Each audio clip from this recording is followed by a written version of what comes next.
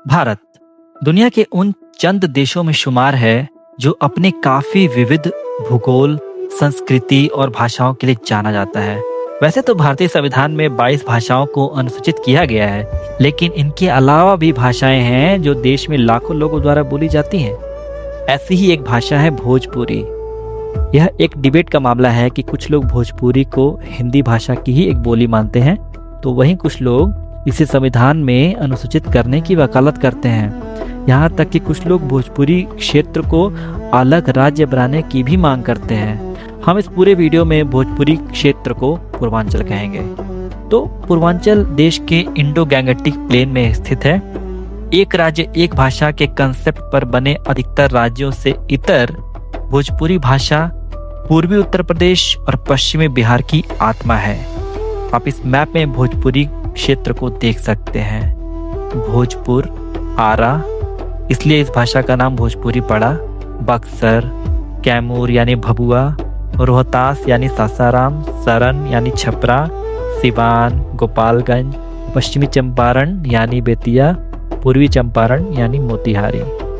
अगर पूर्वी उत्तर प्रदेश के जिलों की बात करें तो वो है वाराणसी यानी बनारस, गोरखपुर, बलिया, इसे भोजपुरी का गढ़ भी माना जाता है, देवरिया, कुशीनगर, गाजीपुर, आजमगढ़, मऊ, जौनपुर, चंदौली, मिर्जापुर, सोनभद्र, भदोही, महाराजगंज, बस्ती, सिद्धार्थनगर, संत कबीर नगर। इनमें गोरखपुर और बनारस पूर्वांचल के अग्रणी शहर कहलाते हैं। पूर्वांचल जिन दो ऐतिहासिक महानगरों के बीच में स्थित है वह है दिल्ली और कोलकाता। जहां दिल्ली हिंदी भाषा का केंद्र है तो वहीं कोलकाता बंगाली भाषा का। आज हम इस वीडियो में एनालिसिस करेंगे कि पूर्वांचल बांग्ला क्षेत्र के ज्यादा करीब है या हिंदी क्षेत्र के। तो आइए देखते हैं। दूरी, अगर दूरी की बात करें तो गोरखपुर से दिल्ली और कोलकाता दोनों ही लगभग 800 किलोमीटर हैं। वाराणसी से यही दूरी लगभग 700 किलोमीटर ही हो जाती है।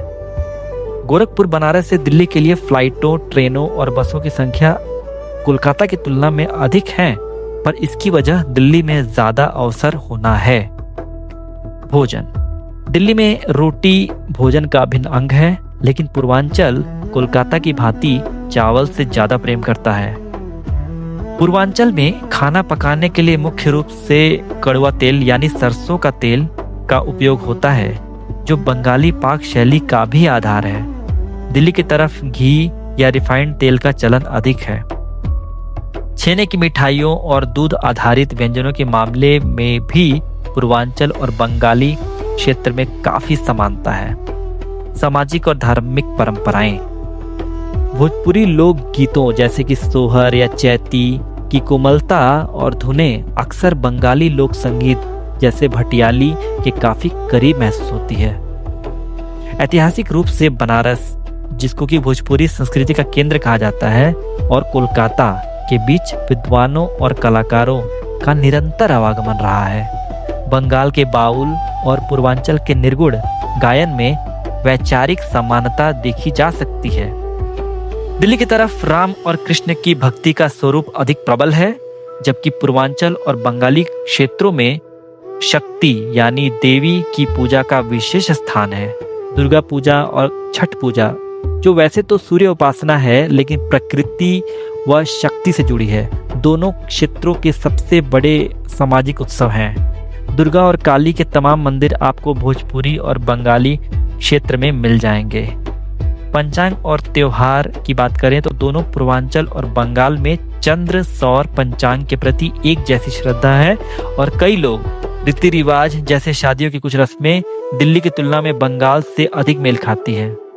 लोग और भाषा, भाषाई दृष्टिकोण से भोजपुरी, बंगाली और मैथिली तीनों ही मगधी प्राकृत से निकली हैं। यही कारण है कि भोजपुरी की कई क्रियाएं और उच्चारण दिल्ली की खड़ी बोली की तुलना में बंगाली के अधिक निकट सुनाई देती हैं। जैसे एक भोजपुरिया और बंगाली दोनों ही विशाल मेगामार्ट को विशाल मेगामार्ट या श्रेया घोषाल को श्रेया घोषाल बुलाएंगे।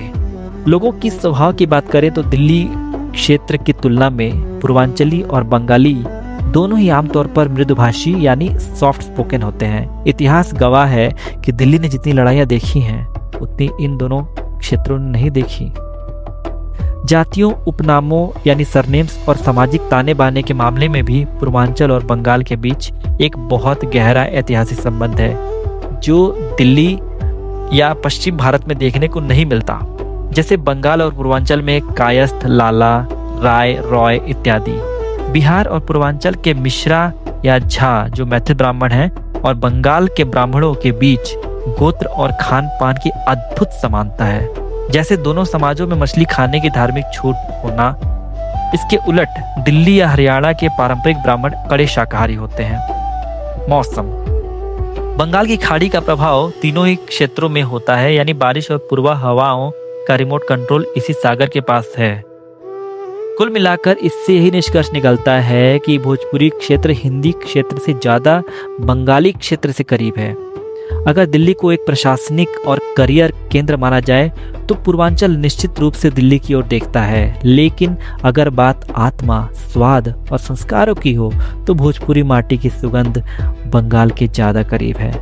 दिल्ली की संस्कृति में एक तरह का शहरी भारीपन है, जबकि भोजपुरी और बंगाली संस्कृति में एक ग्रामीण कोमलता और साहित्यिक ठहराव कॉमन है।